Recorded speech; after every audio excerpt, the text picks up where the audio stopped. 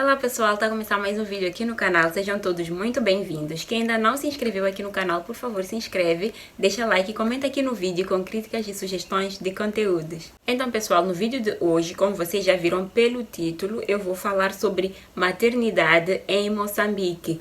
Então, de certo que a maternidade, este período que a mulher, toda a família, neste caso, passa, é algo diferente, é tratado de maneira diferente de cultura para cultura. E aqui em Moçambique não seria diferente. Então, tem certas coisas que a gente obrigatoriamente tem que saber sobre a maternidade, porque se não forem seguidas à risca, podem vir a ser fatais. Então, para o vídeo de hoje, eu preparei 5 curiosidades. Não sei, talvez algumas pessoas tratem como mitos. Antes de gravar este vídeo, eu conversei com algumas mães, com a minha mãe, a minha irmã, com pessoas que já são mães, enfim.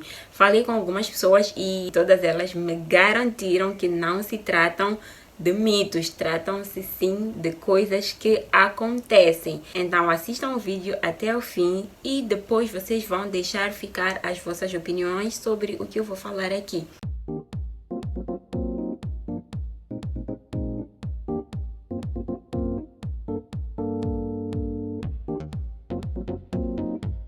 Então, a primeira curiosidade é a seguinte: se, por exemplo, vou falar de mim, será que traz azar se eu falar de mim? Não, vou falar na terceira pessoa.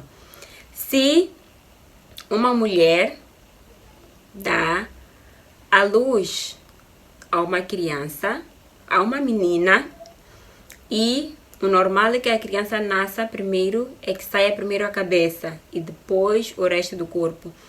Mas, se for o contrário e saírem primeiro os pés, deve ser feito um tratamento tradicional. Por quê? Na vida adulta desta criança, se ela se casar com um homem, no momento em que ela dá à luz, depois a criança e o marido dela morrem, perdem a vida, porque ela nasceu pelos pés e não fez esse tratamento tradicional. O tratamento deve ser feito em um curandeiro que entenda do assunto, caso contrário não vai adiantar em nada.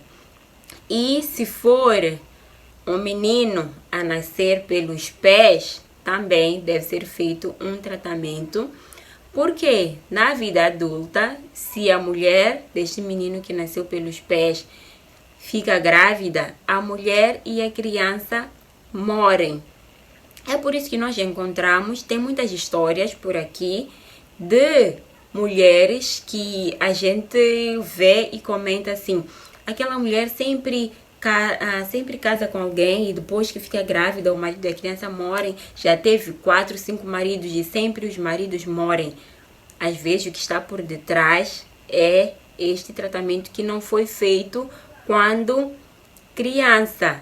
Então, por via das dúvidas, já que se trata de uma coisa séria, é sempre bom a gente fazer o tratamento para evitar esses azares. E vou logo falar da segunda curiosidade, que também vai nessa mesma linha de pensamento, mas agora não é quando a criança nasce pelos pés, e sim quando a criança nasce e já tem logo 2 dentes na parte de cima da boca. Então, quando a criança nasce já com dentes, tem que se fazer esse tratamento também, mas aí não é que se não for feito logo a criança e o marido da mulher ou a mulher do marido morrem. Não. Por exemplo, a minha irmã, vocês viram que em dezembro eu postei um vídeo da minha irmã mais velha que casou-se. A minha mãe contou-me, quando eu estava prestes a fazer esse vídeo, minha mãe contou-me que quando a minha irmã esteve prestes a casar, chamou-se o meu cunhado, porque a minha irmã nasceu com os dentes de cima, e o tratamento deve ser feito antes do casamento. Então, a minha mãe chamou o meu cunhado e explicou-lhe que, olha, ela nasceu com os dentes de não sei o que, e antes de se casar, ela deve fazer esse tratamento e tal. E ela fez e depois casou-se. E outra coisa, quando a criança... Bom, eu não sei com quantos meses é que a criança começa a sair dentes e dizem que tem que ser pela parte de baixo. Dizem que tem que ser aqui por baixo, porque por cima dá azar.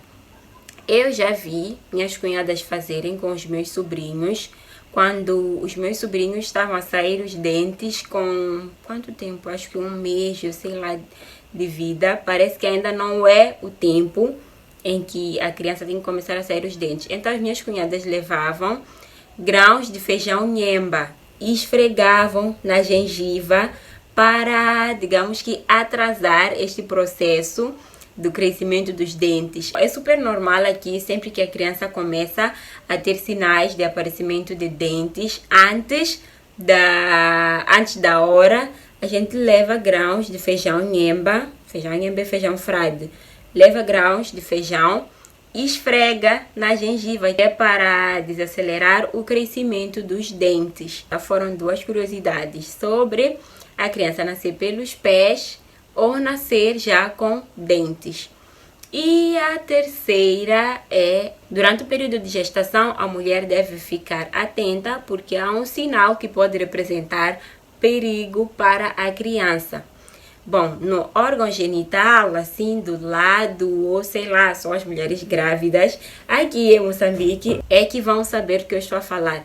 Elas sentem como se fosse uma borbulha, ou sei, algo assim parecido, um nódulo durante a gestação. E este nódulo é sinal de perigo, portanto, deve-se recorrer ao tratamento tradicional para remover este nódulo. Porque se a mulher percebe este nódulo e não faz nada, no momento em que der a luz, pode vir a dar a luz a um nado morto, ou a criança pode não passar de um mês de vida.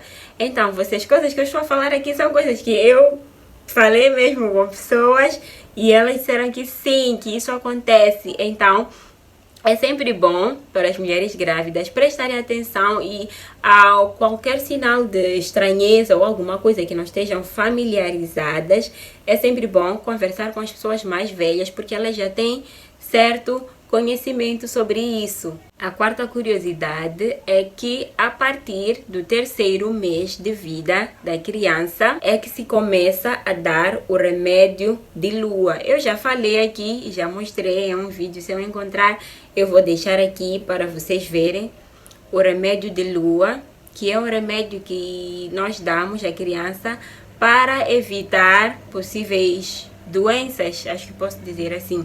E se não for dado este remédio de lua, a criança já na vida adulta pode vir a ter epilepsia e pode ter convulsões que podem levar à morte. Então, é importante dar o remédio de lua. Mas eu já ouvi histórias de mulheres moçambicanas ou homens moçambicanos que casaram com pessoas de culturas diferentes, tipo, casaram com não moçambicanos, que na cultura deles não introduzem o remédio de lua na criança e dizem que não aconteceu nada, que a criança nasceu, cresceu bem e não aconteceu nada de anormal. Mas não sei, cada um é cada um.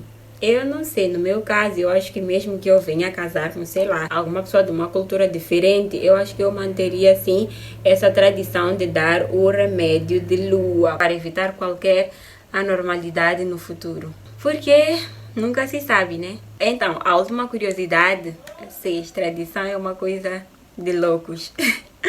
A última curiosidade é a seguinte: o bebê recém-nascido não pode ir no colo de tias, tios ou qualquer pessoa que queira segurar o bebê, sendo que teve relações sexuais neste dia. Não pode. Senão a criança pode vir a ter diarreias e mal-estar constante. E o que podemos fazer para evitar isto? Deixa eu pegar alguma coisa para fazer de exemplo. Vou segurar esse perfume. Vamos supor que seja uma criança. Para evitar que pessoas que tiveram relações sexuais e depois segurem na criança tenham para evitar que a criança tenha um mal-estar, a mãe da criança ou a avó deve pegar a criança, sair até a rua, né? Desde que seja um cruzamento. Colocar a criança no chão, digamos que o sentido para casa seja este, aqui à frente. Então, a mulher coloca a criança no chão, para de um lado, dá um passo para este lado, assim, dá um passo por cima da criança, dá um passo assim, e depois vira e dá outro passo, assim, e aí segura na criança e fala, né? Cada uma na sua língua fala. Achei a criança. Não sei se é bem isso. Achei a criança, encontrei a criança. Carrega a criança sem olhar para trás, Pega na criança e volta para casa sem olhar para trás. Então, este ritual previne a criança para que ela não fique doente sempre que alguém que teve relações sexuais depois, mais tarde, assim, queira segurar na criança. Então, pessoal, vocês já viram como essa coisa de tradição é bem complicada, né? É por isso que é importante que a mulher, que os pais, né? Que os pais de primeira viagem, digamos assim, tenham um acompanhamento de uma pessoa mais experiente. Por isso aqui em Moçambique é bem comum, por exemplo, se eu sou mãe de primeira viagem, é normal que a minha mãe ou a minha sogra se mude para a minha casa para ficar um tempo e ajudar-me com esses cuidados da criança, porque é um momento muito delicado. Eu, sendo mãe de primeira viagem, claramente não terei toda essa experiência para lidar com estes assuntos de tradição ou não tradição. E é isso, pessoal. Então, eu espero que vocês tenham gostado do vídeo, que tenha dado para aprender mais sobre a nossa tradição aqui em Moçambique. E um beijo para vocês. Até o próximo vídeo.